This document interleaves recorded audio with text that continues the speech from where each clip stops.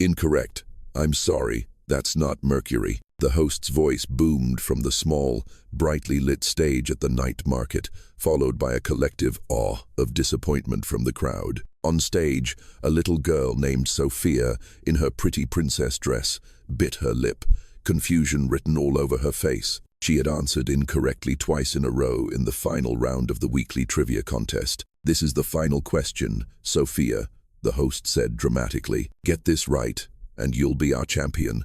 Tell me, which metal has the lowest melting point?" The crowd went dead silent. Sophia frowned, so tense that her small hands were clenched into tight fists. The countdown began. 10, 9, 8. Huddled behind a row of old motorcycles, a short distance from the stage, Daniel swallowed hard.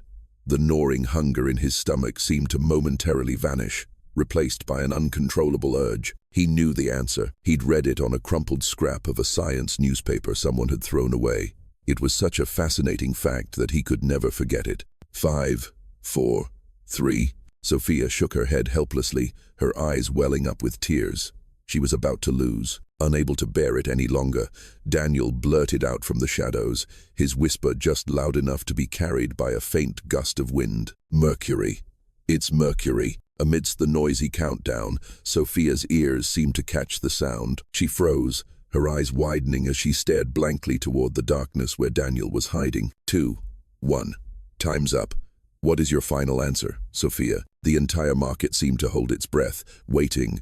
Would she trust a whisper from a complete stranger? The squeak of the bus door cut through the quiet night as Daniel slipped inside.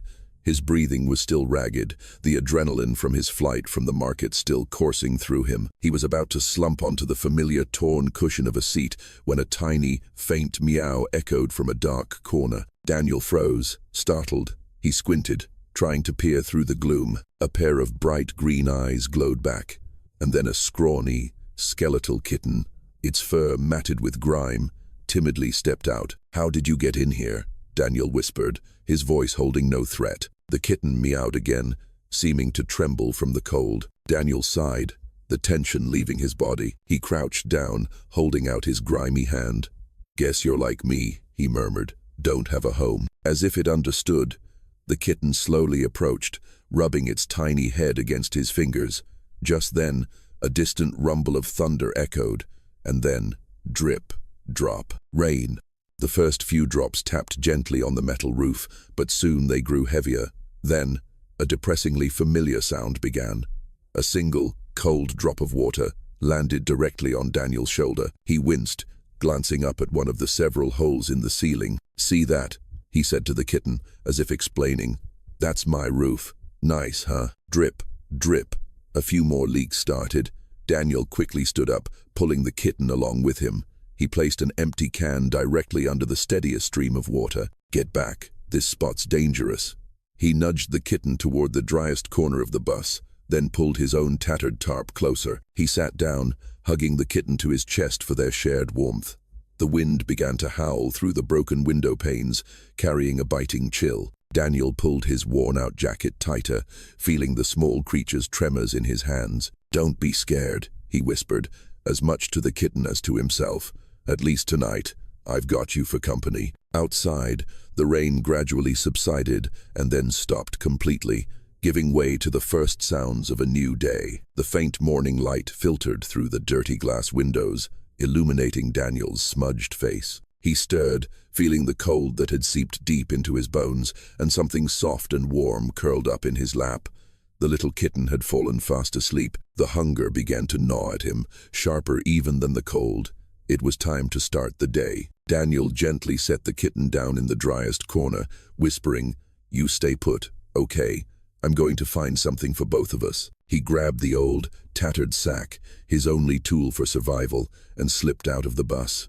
The air after the rain was crisp and biting. Daniel hunched his shoulders, pulling his neck into his jacket as his sharp eyes began their familiar hunt. He walked down the alleyways, his gaze missing no trash can or hidden corner. The clanking of aluminum cans hitting each other inside his sack became a familiar rhythm.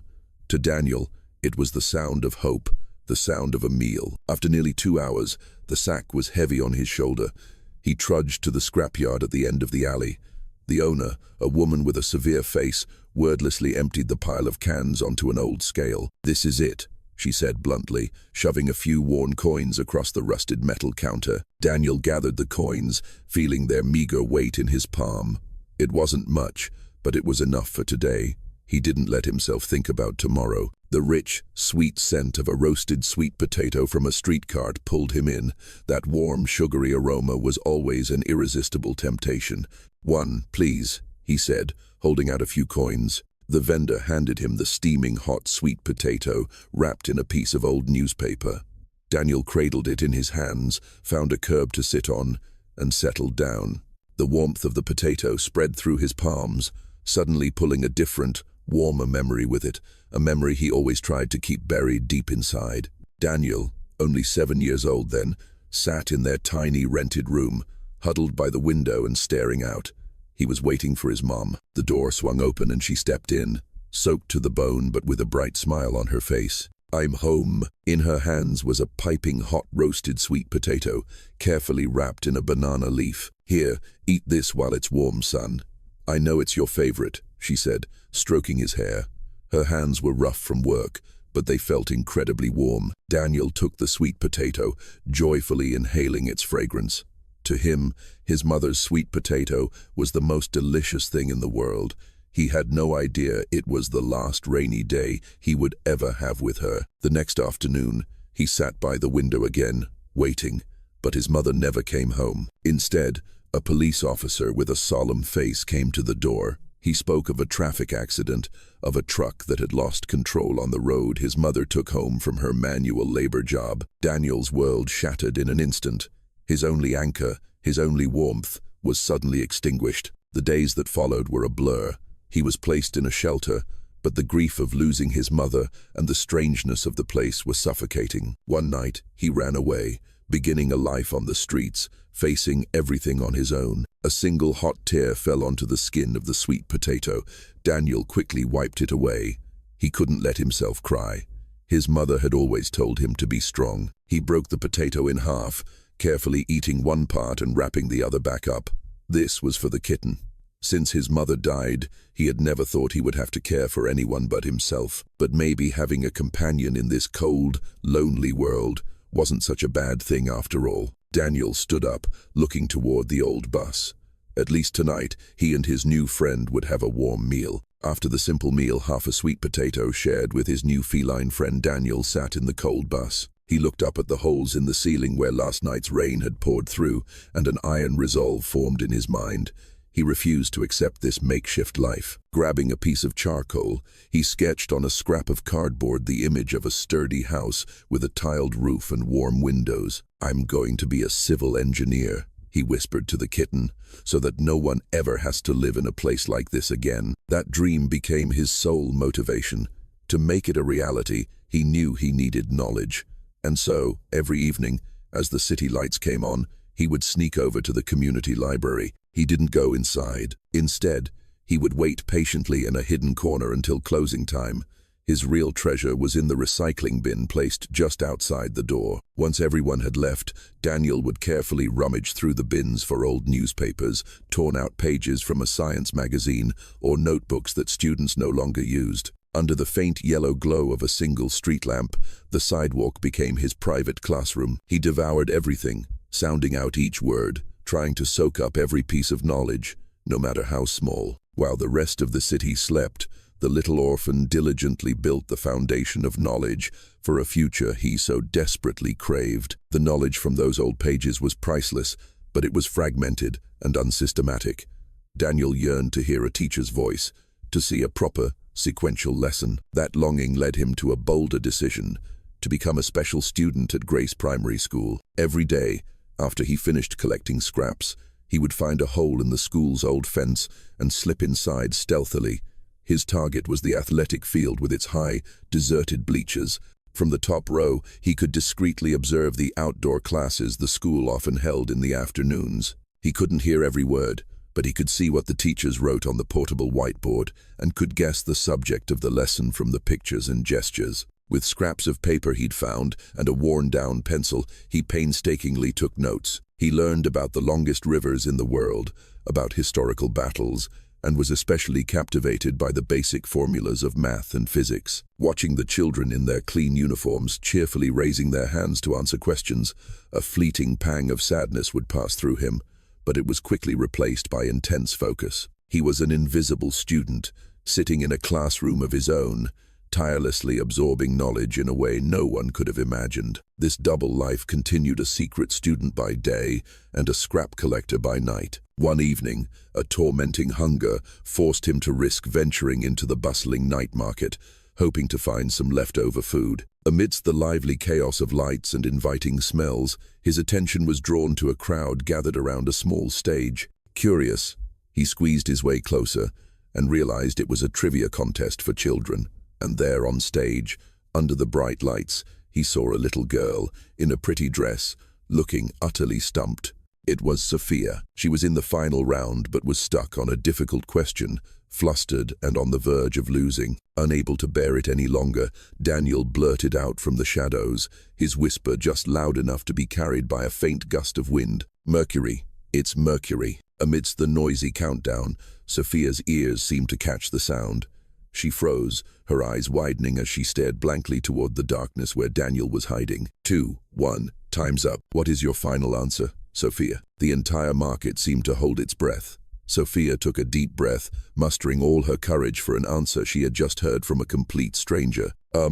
It's Mercury." A brief pause, and then the host exclaimed, "That is correct. Mercury is the right answer. Let's congratulate our champion, Sophia." A roar of applause and cheers erupted. Sophia was handed a large gift basket, but her mind was elsewhere. She thanked the host and hurried off the stage, her eyes scanning the crowd. She spotted a small, skinny figure in shabby clothes trying to slip away. "Wait up," Sophia called out, running after him. Daniel flinched, his pace quickening. He didn't want any attention, but Sophia was faster, cutting him off in a quiet alleyway. "It was you, wasn't it?" Sophia asked, still catching her breath. "Just now, the one who told me the answer." Daniel stared down at his tattered shoes. He mumbled, I don't know what you're talking about." "But I heard you," Sophia insisted. "How did you know that? It was a really hard question. They haven't even taught us that in my school books yet." Instead of just thanking him, she was curious about his knowledge. This surprised Daniel. He hesitated for a long moment, a silent battle raging within him between shame and quiet pride. Finally, he confessed. I read it," he said softly. Sophia tilted her head. "Read it where? Do you go to Grace Primary too? I've never seen you before." "No." Daniel shook his head. "I read it in old newspapers and in notebooks people throw away near the library." He looked up, meeting Sophia's eyes directly, and revealed the rest of his secret. "Sometimes I also sit in the bleachers at your school's athletic field to watch the teachers' lessons from far away." Sophia was completely stunned. Her eyes went wide, not with pity, but with sheer amazement and admiration. You taught yourself all of that?" Daniel just nodded silently, not knowing what else to say. He didn't realize that his honest confession had just planted a seed of change in both of their lives. That evening, Sophia couldn't focus on her homework.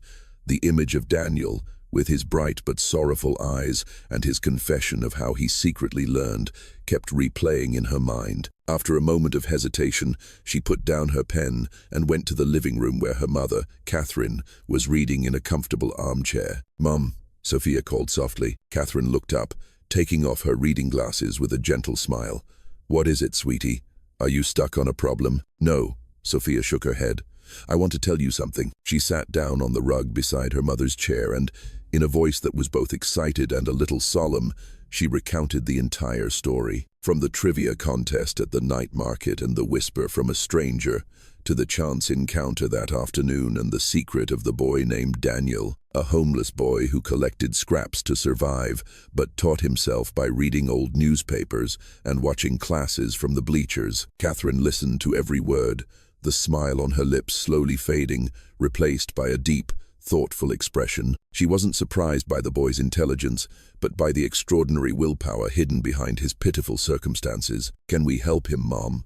Sophia finished her story with a plea, her eyes shining with hope. "At least we could invite him for a really nice dinner." Catherine was silent for a moment. her long fingers tapping lightly on the cover of her book. A dinner was too easy, and it wouldn't solve anything. As someone who worked in education and sponsored several community programs, she understood that giving a child his self-respect was more important than giving him a meal. Interrogating a young boy about his situation was also out of the question. It would only make him more fearful and self-conscious. "I have an idea," she finally said, a spark of intelligent resolve in her eyes. "Instead of just offering him dinner, why don't we ask him for his help with something? That way, he won't feel like he's accepting charity." Sophia's eyes widened. "Ask him for help, but with what?" "Do you remember the study group for the younger kids at the community center that I sponsor every Wednesday afternoon?" Catherine explained. "That's tomorrow. I think someone with Daniel's knowledge and self-taught perseverance would be a wonderful role model for the little ones." She looked at her daughter, her tone growing more serious. "This isn't just about helping, sweetie. I want to see what kind of person Daniel Island. I want to see how he treats other children, to see his patience and his kindness. Intelligence is a gift, but a kind heart is what's truly precious." She didn't just want to give the boy a meal. She wanted to see if she could offer him a real chance. So what are you going to do?" Sophia asked, her voice filled with anticipation. "Tomorrow, you and I are going to that athletic field," Catherine said, "and I'm going to personally invite that special student to lend us a hand." The next afternoon, just as planned, Catherine and Sophia were waiting in a discreet spot near the fence of Grace Primary. When Daniel's thin figure appeared, his heart was heavy with anxiety. Facing Sophia had been bewildering enough. Now he had to face an elegant, older woman. His immediate instinct was to turn and run. "Daniel, don't be afraid." Catherine's voice was warm and reassuring, completely free of judgment. "I'm Catherine, Sophia's mother. She told me all about you. I truly admire you." She didn't ask about his family or where he lived. Instead, she got straight to the point in a way that Daniel never expected. "Actually, I came today to ask for your help. I sponsor a small study group for younger children at the community center, but we're short-handed today. I can tell you're very knowledgeable, and I was wondering if you might be able to come and help me guide the little ones for a bit." Daniel was floored. "Help?" He looked down at his grimy clothes and his dirt-caked hands, then back at Catherine. He stammered, I don't think I can, ma'am. I'm too dirty." "Knowledge is never dirty, Daniel," Catherine smiled, "and a heart that wants to help others is the purest thing of all." Sophia's encouraging look finally convinced him. Though incredibly shy and scared, Daniel gave a small nod of agreement. The community center was another world entirely. It was clean, bright, and filled with the laughter of children and the smell of new paper. Daniel stood awkwardly in a corner, feeling completely out of place, but Catherine skillfully led him to a little boy who was struggling with his multiplication tables. "Leo, this is Daniel," she introduced. "He's going to help you with this problem." At first, Daniel was hesitant, but when he saw the confusion in Leo's eyes, he was reminded of his own early days of self-study. He forgot his self-consciousness. He crouched down, and instead of using chalk on the board, he picked up a few small pebbles from outside. "Let's pretend each of these pebbles is a piece of candy," he explained patiently. "You have 3 friends, and you want to give each friend 2 pieces of candy. How many do you need?" Using simple, visual explanations drawn from his own life, Daniel helped Leo grasp the concept quickly. Afterward, he helped another little girl sound out a difficult word in a fairy tale, explaining its meaning with a clever analogy. Watching from a distance, Catherine couldn't hide her astonishment and admiration. She saw not only a sharp intellect, but also an extraordinary patience and a humble heart. When the kids cheered, "You're so smart, Daniel," he just blushed, scratched his head, and said, "No, it's because you guys are smart." When the session ended and all the children had been picked up by their parents, only the 3 of them remained in the room. Catherine approached Daniel, holding a pastry and a carton of milk. "Thank you so much, Daniel. You did a wonderful job, better than I could have ever hoped for," she said sincerely. "This is a small thank you gift for your help today." Daniel accepted the gift, his heart filled with a warmth he had never felt before. He didn't know what to say besides a mumbled thank you. Catherine sat down next to him, her gaze no longer one of observation but of deep respect. She asked gently, "Daniel, if you had one wish right now, just a single wish, what would you wish for most?" Daniel looked down in silence. He thought about the cold bus, the hunger, the loneliness, but none of those things were his greatest desire. He looked up at the towering bookshelves that filled the room, taking a deep breath of the beloved scent of paper and ink. His voice was almost a whisper, yet it was incredibly clear and powerful. I just want a real chance to learn. The simple and sincere answer hung in the air, carrying an extraordinary weight. Catherine looked deep into the boy's clear, yearning eyes and felt a powerful connection. This wasn't a child who needed pity. This was a talent that needed to be nurtured. She said nothing more, only placed a gentle hand on Daniel's shoulder. "A chance isn't something you have to ask for, Daniel," she said, her voice thick with emotion. "It's something you absolutely deserve." The very next day, Catherine set things in motion. It wasn't an easy process. It involved meetings with social services, complex legal paperwork, and rigorous background checks. But she pursued it relentlessly, with Sophia's enthusiastic support. She didn't just want to give Daniel a roof over his head. She wanted to give him a family and a legal identity so he could walk into the school of his dreams with his head held high. The day Daniel officially left the old bus was a sunny one.